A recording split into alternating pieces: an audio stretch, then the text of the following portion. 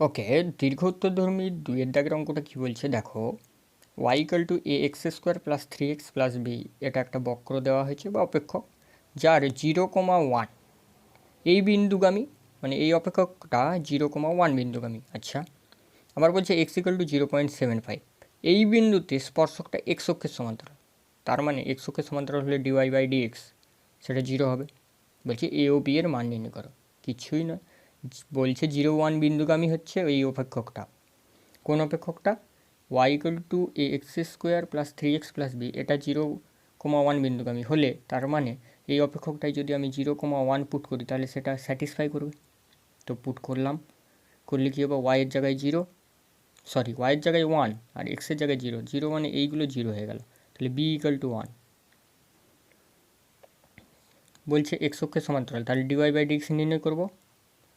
তো যখন x এর সাপেক্ষে ডেরিভেটিভ করব, এটা a কনস্ট্যান্ট, তাহলে a থাকলো, ওকে a থাকলো, আর 2x হবে না এক্স স্কোয়ারে, তো 2x আর মাইনাস 3 এটা প্লাস ছিল, ওকে। তো প্লাস 3x, 3 তো কনস্ট্যান্ট থাকলো, আর এক্সের সাপেক্ষে এক্সের ডেরিভেটিভ 1 3, আর b কনস্ট্যান্ট, সো 0। তো 0 এটা না বসালেও হবে। তার মানে হলো কি dy by dx equal to 2ax plus 3। তো এক্সের মান কিন্তু বলে দেওয়া হয়েছে 0.75, সেটা এখানে বসিয়ে দাও। এই বিন্দুতে স্পর্শকটা তো এক্স অক্ষের সমান্তরাল, তাহলে এই বিন্দুটা পুট করো x ইকুয়াল টু 0.75, তাহলে এখানে পুট করলে কত বেরোবে 1.5a প্লাস 3। তাহলে এটা হচ্ছে এক্স অক্ষের সমান্তরাল। এই বিন্দুতে তো এটা স্পর্শক, তাহলে এটা হচ্ছে আমার এক্স অক্ষের সমান্তরাল। তার মানে কি এক্স বেরোতে তো এক্সের মান পুট করতে এটা বেরিয়েছে, তাহলে এটা ইকুয়াল টু 0, কারণ dy by dx equal to তো 0। তাহলে এখন এটা বেরিয়েছে, তো এটা ইকুয়াল টু 0।